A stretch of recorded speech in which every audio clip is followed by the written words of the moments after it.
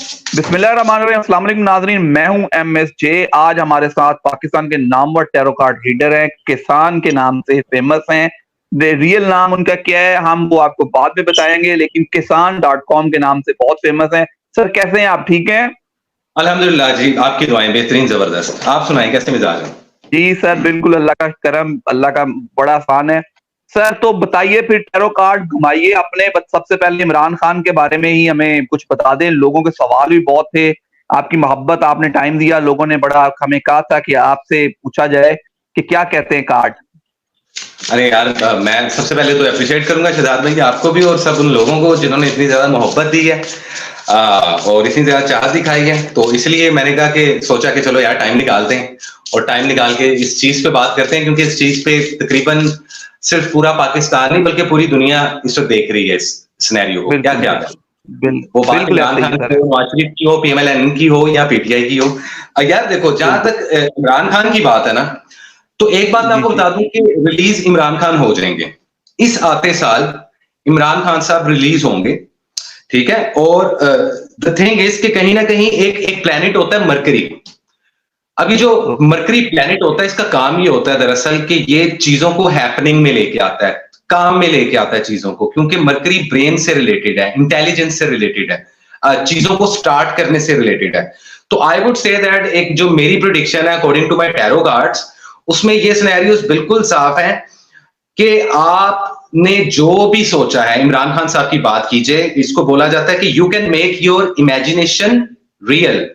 मतलब कि आप ये कह लें कि इमरान खान ने जो कुछ भी सोचा था या अभी वो जो कुछ भी सोच रहे हैं कि मैं बाहर आऊंगा और ये चीज अटेम्प्ट करूंगा या इस तरीके से रूल करूंगा, वो सब कुछ हकीकत हो सकता है।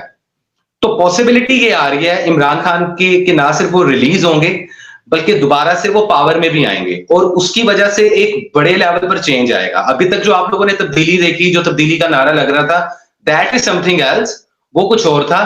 लेकिन अब जो चेंज आएगा वो एक 360 होगा, और उससे आपके पूरे मुल्क में बड़े लेवल पर हलचल होगी। अब ये हलचल पॉजिटिव होती है या नेगेटिव होती है, ये डिपेंड करेगा जिस वक्त इनिशिएटिव लिया जाएगा। लेकिन ऑब्वियसली हम उम्मीद करते हैं कि जो भी इनिशिएटिव लिया जाए, जो भी बिगिनिंग्स की जाए, वो पॉजिटिव हो, हमारे मुल्क के हक में बेहतर रहे। तो ये मैं आपको सर बता दूं। सर यहीं से थोड़ा सा, आपने कहा कि खान साहब अगले साल के शुरू में कभी भी रिलीज हो सकते हैं। दूसरा सर, वो हम्म। सत्ता सत्या में, सियासत में वापस भी आएंगे, दोबारा कुर्सी पे भी आएंगे। एग्जैक्टली यार, शहजाद भाई मैं इसी चीज पे बात करना चाह रहा था कि ये ना सिर्फ रिलीज होंगे बल्कि ये पॉलिटिक्स में वापस भी आएंगे। और भले इनको फ्रंट फुट पे ना खेलने दिया जाए, लेकिन ये बैक स्टेज रहकर अपनी जो इंपावरमेंट्स हैं, अपनी जो लाइक उनकी जो कैपेबिलिटीज हैं, उनको यूटिलाइज करेंगे। और उस वजह से एक बहुत बड़ा चेंज आएगा या एक बहुत बड़े चेंज होने की पॉसिबिलिटी क्रिएट हो जाएगी।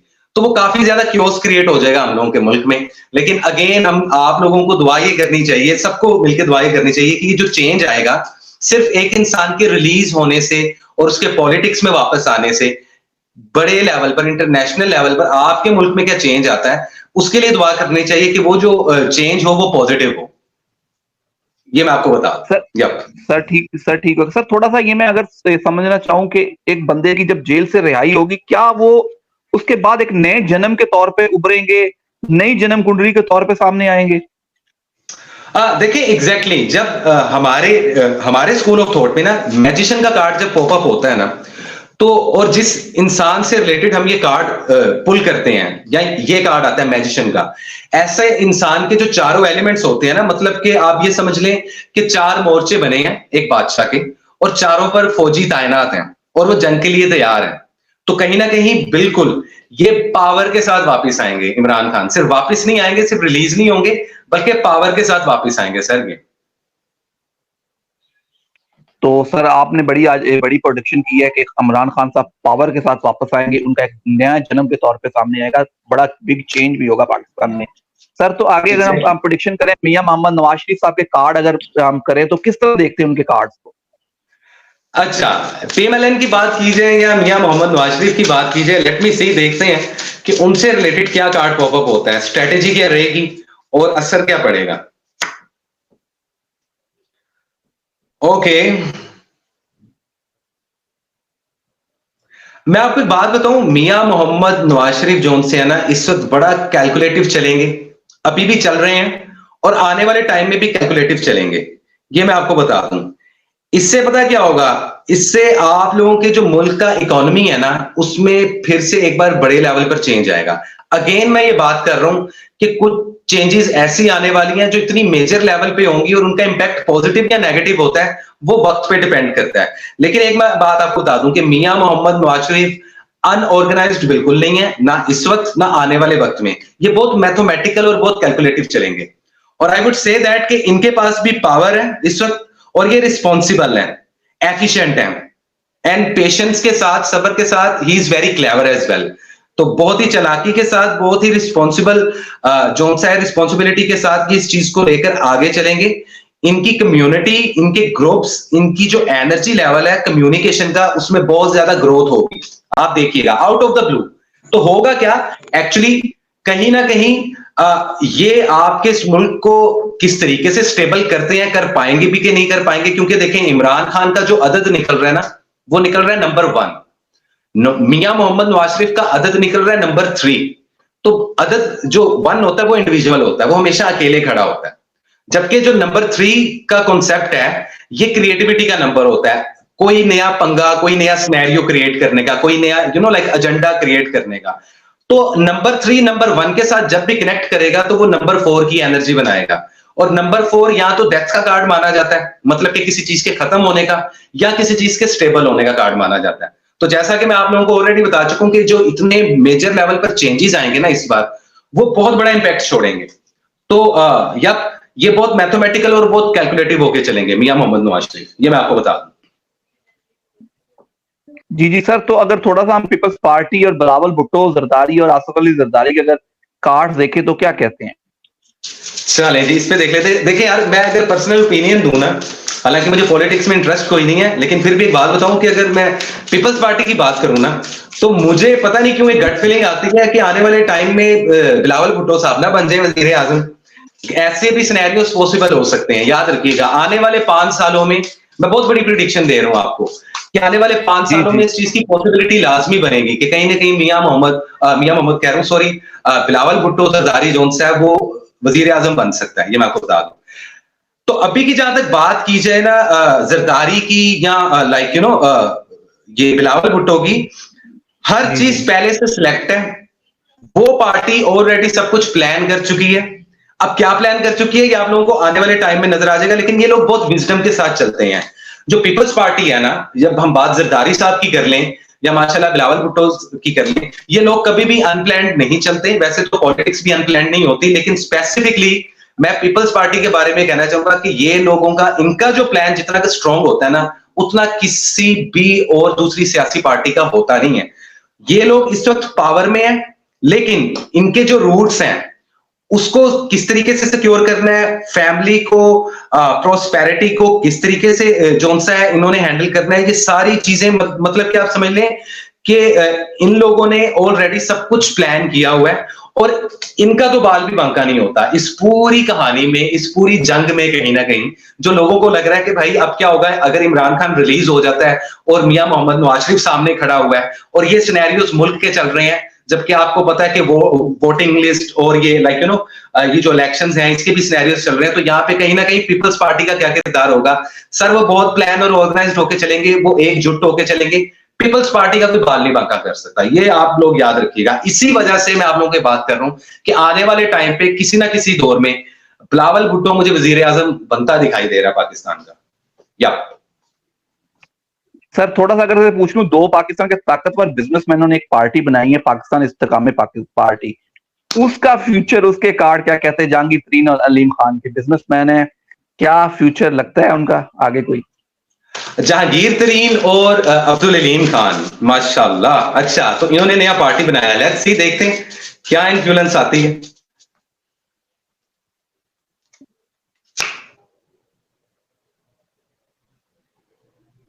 देखें इन लोगों के लिए ना मैंने 2 कार्ड्स पुल किए हैं। एक तो ये एक नई सियासी पार्टी है, दूसरा इसके अंदर एक नहीं 2 इंसान इन्वॉल्व है, राइट? एक जहांगीर तरीन और एक अब्दुल अलीम खान। तो 2 अलग अलग रूट्स में इन लोगों के लिए 2 अलग अलग जो कार्ड्स है ना, उसके अंदर पहला जो कार्ड है वो बेसिकली हमें ये बता रहा है कि ये लोग ये जो इनिशिएटिव ले रहे हैं ना, जो भी इन्होंने पार्टी बनाई है वट एवर, इनको एक स्टेप पीछे लेके ना पहले सोचना चाहिए कि ये चॉइस क्या ले रहे हैं। इस दौरान इनको डिप्लोमेटिक होना पड़ेगा, ये ब्यूरोक्रेसी में जाएंगे, ये इंडिविजुअल एक अलग सियासी पार्टी के लिहाज से उभरेंगे। इनको अभी कोई बड़ा स्टेप लेना, ऑलरेडी इन्होंने एक स्टेप तो ले लिया कि इन्होंने पार्टी बना ली है, लेकिन जरूरत से पहले या वक्त से पहले और जरूरत से ज्यादा कुछ इंसान को मिलता नहीं है। अगर ये जल्दी अप्रोच रखेंगे ना तो इनकी पार्टी दिनों में खत्म हो जाएगी। इन लोगों के पास अभी कई ज्यादा चॉइसेस आएंगी, इनके पास कई ज्यादा ऑफर्स आएंगी, ऑलरेडी आ चुकी होंगी और आ रही होंगी। लेकिन मैं आप लोगों को यह बता दूं कि ये सिर्फ इल्यूजन है, ये किसी भूल में बैठे हैं। क्योंकि देखें, बिजनेसमैन का पॉलिटिशियन बनना इज समथिंग एल्स, एक पॉलिटिक्स के स्टूडेंट का लाइक सियासत में आना समथिंग एल्स, और एक लाइक जैसे इंडिया में मोदी साहब है कि वो एक चाय बनाने वाले थे, उनका पॉलिटिक्स में आना समथिंग एल्स। लेकिन ये जो बिजनेसमैन है ना, और दो दिमाग इकट्ठे हुए हैं, इन लोगों को एडवाइस ये दी जा रही है कि अभी भी कोई बड़ा स्टेप ना उठाएं, पार्टी बना ली है, खामोशी से साइड लाइन पे लग जाएं और अपनी पार्टी को स्ट्रॉन्ग कर रहे। अगर ये कोई गलत स्टेप लेते हैं तो उससे मजीद प्रॉब्लम्स जौन सा है पॉपअप हो सकती हैं पाकिस्तान में।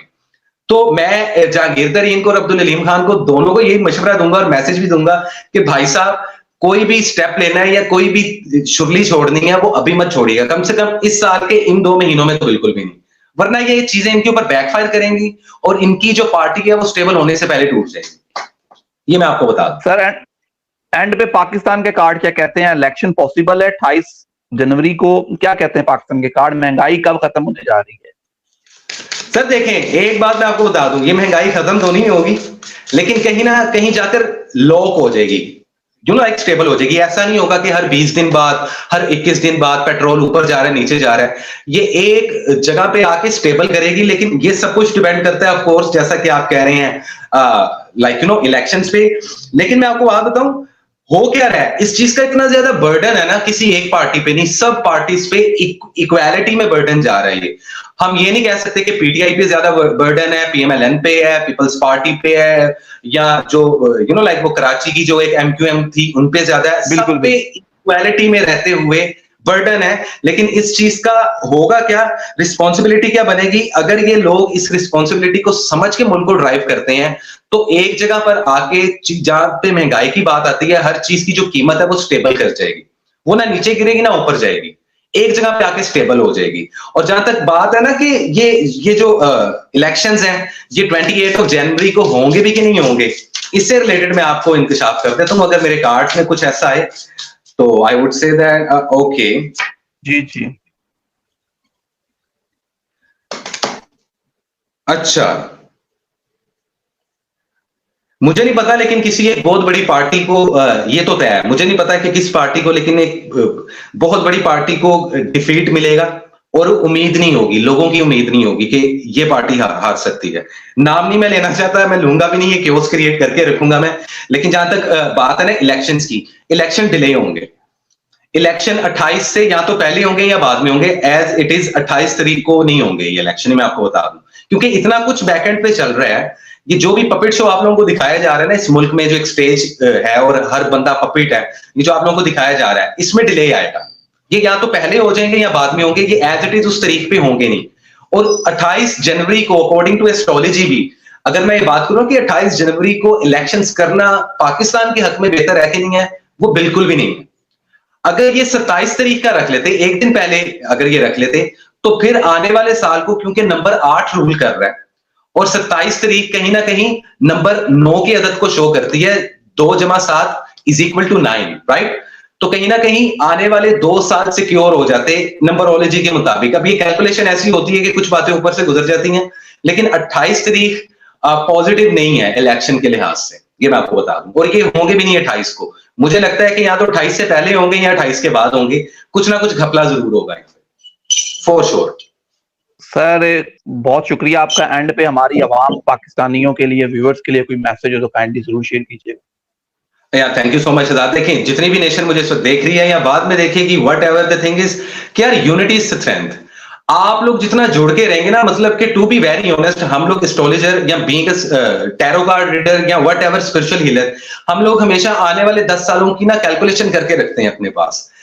यहां पर पाकिस्तानी नेशन का ये हाल है कि यूथ अलग हो चुकी है, और जो जो 40 प्लस या 30 प्लस लोग थे, उनकी एक अलग से जोन सा है वो सोसाइटी बन चुकी है। खुदा का वास्ता है, जितनी भी नेशन ये वीडियो देख रही है इस वक्त, अगर आप लोगों ने यूनिटी ना दिखाई तो आप लोग ये समझ जाएं कि आप लोग कभी भी फर्स्ट वर्ल्ड कंट्री नहीं बनेंगे। हालांकि कई ऐसे तज्जियाकार और इसके अलावा कई ऐसे बड़े बड़े सहाफी, शहजाद भाई मैं आपको बता दूं, वो ये बात करते हैं, उनको इतना यकीन है माशाल्लाह, वो ये बात करते हैं कि एक दिन आएगा कि पाकिस्तान एक लेवल पे आ जाएगा, एक फर्स्ट वर्ल्ड कंट्री की तरह दुनिया पे उभरेगा। तो अभी तो हम लोग थर्ड वर्ल्ड कंट्री हैं। तो दो चीजें मैं अपने नेशंस को लाजमी कहूंगा कि एक यूनिटी, जुड़ के रहें, इत्तेहाद रखें आपस में। ये मजहब और धर्म और ये जी वो काला है वो गोरा है और जी वो शिया है और वो सुन्नी है, इन सारी चीजों से बाहर निकल के ना, ये जहालत वाली बातें हैं एक्चुअली, इन सब चीजें से बाहर निकल के इंसानियत को प्रमोट करें ना अगर ये लोग। और दूसरी सबसे बड़ी चीज, ये माफ करना सीख जाए।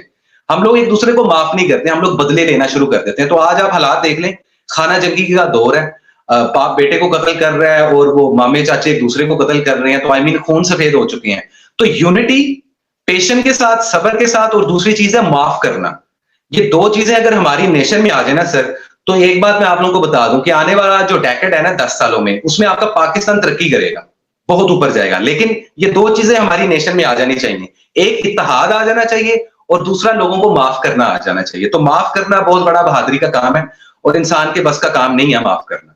तो ये बहुत बड़ा इम्तिहान है ऊपर वाले की तरफ से। तो हम लोग तो खुश नसीब है कि हम लोग उस दौर में पैदा हुए हैं कि जहां पे अल्लाह ताला हमें ये मौका फराहम कर रहा है कि हम लोग गुनाह करें और उसकी माफी भी तलब कर सकें। क्योंकि देखें, जिस दौर में जितने ज्यादा गुनाह होंगे उतनी ही माफी मांगने की जो पॉसिबिलिटी है वो बढ़ जाएगी। तो लोग जब ये बात करते हैं ना कि तौबा के दरवाजे बंद हो चुके हैं, दरअसल बंद नहीं हुए, तौबा के दरवाजे खुल चुके हैं, अभी खुले हैं तौबा के दरवाजे।